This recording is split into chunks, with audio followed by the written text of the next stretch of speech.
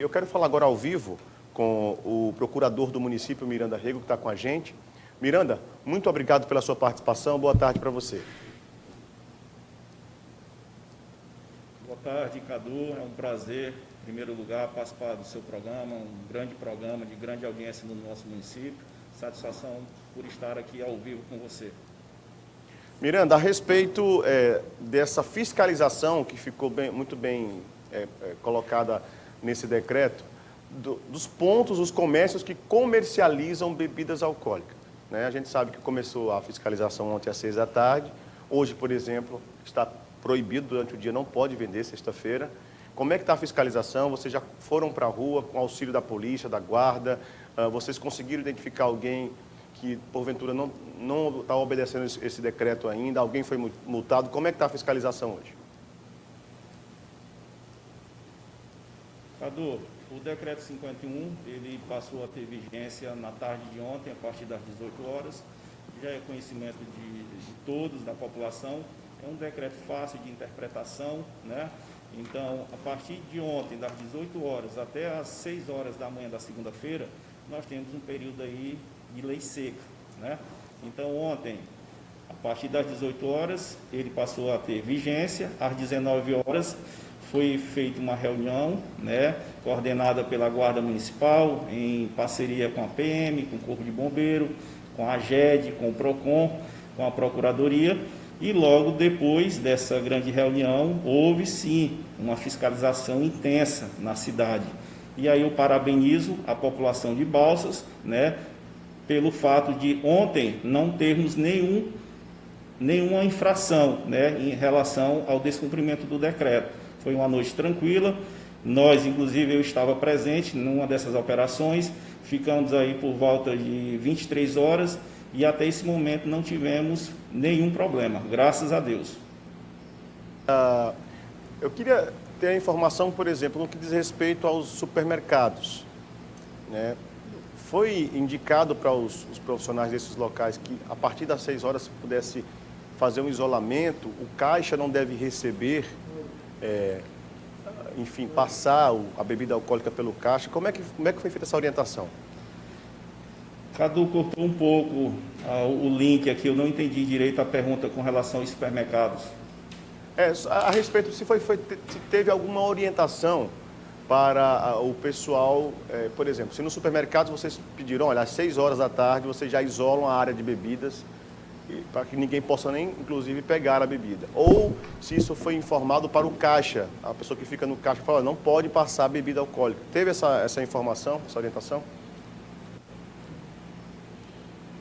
Sim, no decreto ele é bem claro, né? Os supermercados e as distribuidoras, principalmente os supermercados, eles já têm seguido, né, todos os decretos que já foram publicados. Então, em regra, nós não temos grande dificuldade nessa interpretação por parte dos supermercados e das mercearias. Então, esse decreto 51, ele traz justamente essa proibição. A partir das 18 horas da quinta-feira, né, os supermercados também não poderão mais repassar as encomendas referentes a bebidas alcoólicas. E aí, na sexta-feira, na mesma condição, no sábado e domingo, tá certo? Então, com relação a essa informação foi repassada, inclusive nós disponibilizamos telefones para tirar dúvidas, tá certo? Por eventual acontecimento que fuja a essas normas que no decreto estão previstas. Agora, é proibida a comercialização e o consumo da bebida alcoólica, por exemplo. Se fala, bom, está chegando aí, amanhã é sábado, infelizmente nós vimos algumas imagens aqui de cachoeiras aqui próximas a Balsas, né, até no Rio Balsas, de muita aglomeração. Como é que está essa questão do consumo, e principalmente ali no Rio Balsas? Na verdade, a intenção do decreto é proibir a comercialização e, em consequência, né, evitar a consumação em excesso para que se possa evitar as aglomerações. Então, a ideia do decreto é essa.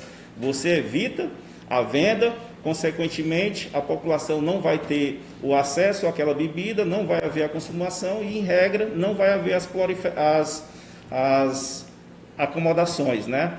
Então, a fiscalização ela vai se massificar, principalmente nos finais de semana, que são os dias que nós temos maiores índices de contaminados na cidade. Então, ontem nós tivemos essa operação à noite, hoje as equipes já estão nas ruas, à noite vai se intensificar mais ainda, e assim sucessivamente, tanto no sábado como no domingo. Todas essas medidas que são tomadas para se combater o coronavírus, o resultado dela, o reflexo, é em 14, 15 dias depois que se tem, né?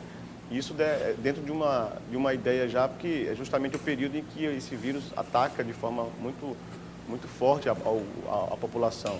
Agora, a respeito do valor da multa, porque o brasileiro, infelizmente, quando dói no bolso, acaba aprendendo. Como é que são esses valores? Como é que é isso? Na verdade é o seguinte, todos os decretos, desde o início da pandemia, eles sempre trazem uma previsão por multa pelo fato do descumprimento, isso é natural. E as multas, elas estão chegando, elas estão sendo feitas e elas serão cobradas, né? Então, em cima de todo esse descumprimento, então, para cada situação você tem um valor, que pode variar de R$1.000, né, a 50 mil, tá certo? Lógico que a gestão ela não tem o interesse de prejudicar, mas desde que a população siga as normas que estão no decreto.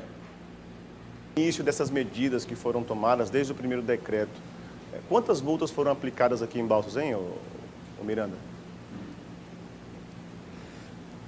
No importe de mais ou menos 50 multas já aplicadas, né, já em fase de processo administrativo para a cobrança.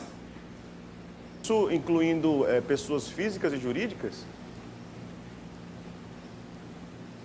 Pessoas físicas e jurídicas. Isso, a respeito dessa questão das multas aí, que a gente estava falando, os valores são...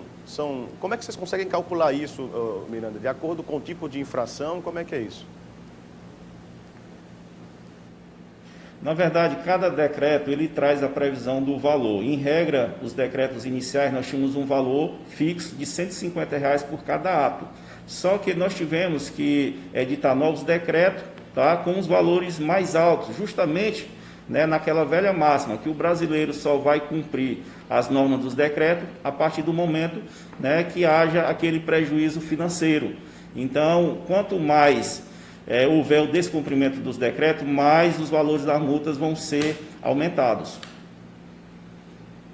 Todos esses recursos que são adquiridos provenientes das multas, as pessoas que não seguem os decretos, isso é reaplicado no próprio combate à Covid no município? Correto, a intenção é essa, né? A gente reverter todos esses recursos para o fundo que auxilia o combate ao Covid-19. Agora, doutor Miranda, e a respeito da denúncia anônima? Vocês já têm condições de ter um contato direto com a população? Olha, eu estou na minha casa e estou vendo que no vizinho está tendo aglomeração. Como é que funciona isso? Na verdade, nós temos, né, uma central justamente para receber essas denúncias anônimas. Inclusive, em uma das lives que eu tive a oportunidade de participar, eu passei o número do meu telefone particular. E todas as denúncias que são feitas, a gestão tem a precaução de averiguar, sempre a guarda, a vigilância sanitárias vão em loco, né, confirmar a denúncia que supostamente foi feita. Muito bem. Procurador-Geral do Município, participação, fique à vontade para mais algum esclarecimento. Tá, Cadu, mais uma vez, muito obrigado pela oportunidade. Eu peço à população balsense, né, que siga as normas dos decretos. O que nós estamos querendo, e eu tenho certeza que você também, cidadão, é salvar vidas. Então vamos respeitar, vamos cumprir. São 16 dias que podem fazer a diferença, tá certo? Tenha um bom final de semana, fique em casa, que tudo vai voltar às normalidades.